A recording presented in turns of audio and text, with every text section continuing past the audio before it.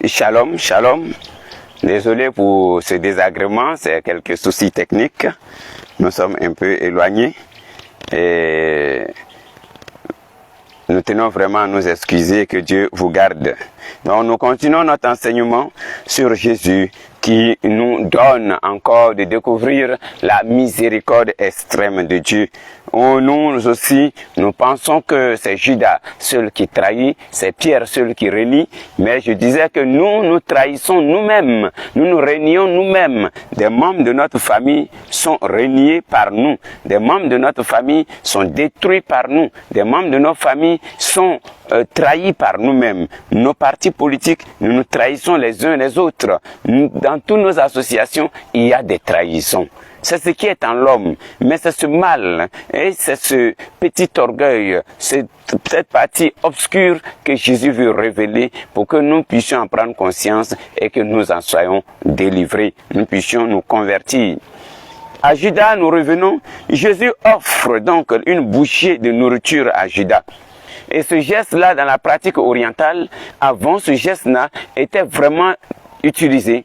Pourquoi? Pas parce qu'il devait te trahir que tu lui donnes cela. Non. Mais celui que tu honores au cours du repas festif que tu donnes, c'est à celui-là que tu remettais la bouchée trempée dans le plat. Pour dire que je t'honore de façon particulière. Donc, de façon affectueuse, je t'honore. Non, c'est cet honneur que tu donnes à la personne de façon affectueuse. L'expression de cette affection-là, c'est de lui donner une bouchée. Non, c'est un geste amical, un signe d'amour. Donc Jésus manifeste son amour encore à Judas, qui était déjà presque pris dans les chaînes du malin.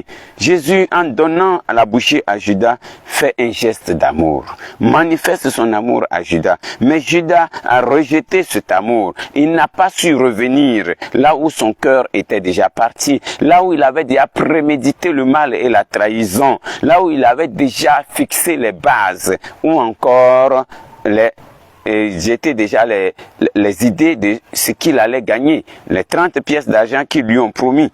Et voici ainsi, donc, Judas rejette cet amour et il préfère la nuit et les ténèbres plus que la lumière. Pierre, lui aussi, a été averti par Jésus. Donc Jésus vient avant tout pour nous dire ce qui va advenir, pour nous dire nos faiblesses, pour nous révéler ce que nous pouvons trouver en route.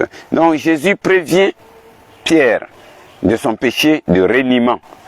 Le péché à venir, il dit à Pierre, oui, tu dis que tu donneras ta vie pour moi, mais avant que le coq ne chante, cette nuit-là même, tu m'auras renié 3 fois. Il vient de prévenir Pierre et de révéler à Pierre sa faiblesse. Mais Pierre, c'est dans la cour du grand prêtre que Pierre va renier Jésus.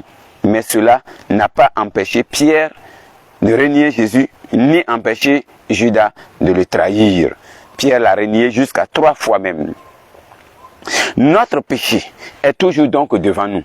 Notre péché est en nous. Il a sa racine en nous. Et le mal nous suit à chaque instant.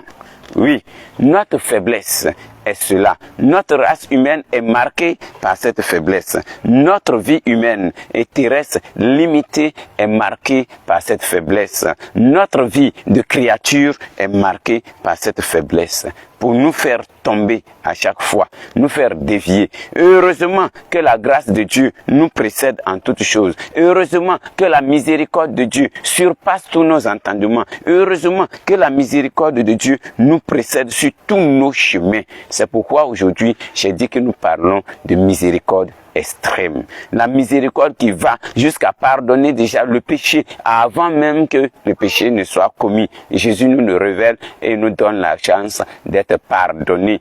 À nous de tourner sur le chemin pour partir vers le Père afin de rentrer dans la plénitude de ce pardon. Souvent, nous n'arrivons pas à saisir la miséricorde de Dieu et nous doutons même du fait que Dieu nous ait pardonné et donc nous nous promenons avec notre péché que nous avons déjà confessé et duquel nous avons promis nous remettre. Donc entrons en nous-mêmes et confessons nos péchés pour que la grâce de Dieu et la miséricorde extrême qui nous précède sur nos chemins nous conduisent dans la plénitude du pardon. Et la confession que nous avons vécue dans ce temps de Pâques déjà, cette confession-là est l'instant où nous être pécheurs, nous venons à la rencontre du divin amour. Nous venons à la rencontre de la miséricorde extrême. Péché que nous confessons, sachant que demain nous aurons à le faire encore, nous venons à la miséricorde extrême qui peut féconder notre être intérieur. C'est la confession qui est le lieu où il fait communier, Dieu nous fait communier avec lui. Il fait communier le pécheur à sa miséricorde. Il réconcilie le pécheur avec lui pour le salut qu'il nous a offert depuis la création. Et cette communion que Dieu rétablit avec lui, lorsque nous partons nous confesser, cette communion-là renouvelle nos forces. Cette communion nous fortifie. Cette communion nous ouvre des horizons, des nouveaux horizons. Cette communion nous ouvre un nouveau passage. Oui, c'est ainsi que nous sommes appelés à nous ouvrir à la miséricorde divine. Judas a été donc invité à goûter à cette miséricorde. Pierre a été invité à entrer dans cette miséricorde. L'un confesse son péché et entre dans la plénitude du pardon. L'autre se laisse gagner par le découragement et comme le mal était en lui, il a été détourné du chemin de la miséricorde. Non, je serais tenté de dire, Judas, il n'est pas trop tard. Du Judas dont je parle, c'est de chacun de nous. Chacun de nous qui prend plaisir à trahir. Chacun de nous qui prend plaisir à détruire. Chacun de nous qui prend plaisir à tisser des pactes avec le mal. À détourner toutes sortes de bons, de biens, de richesses, de toutes sortes de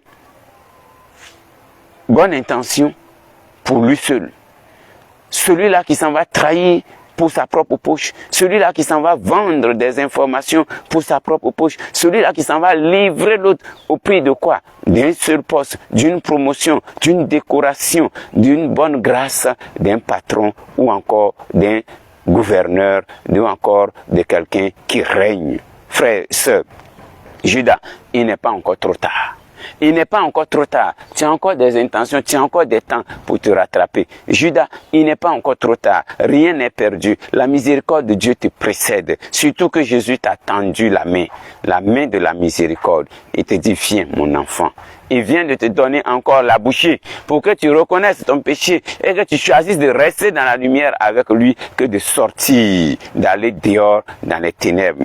Que tu acceptes de préserver la vie et donc de souffrir un temps soit peu pour que cette vie soit abondante en toi que de l'échanger contre quelques sous.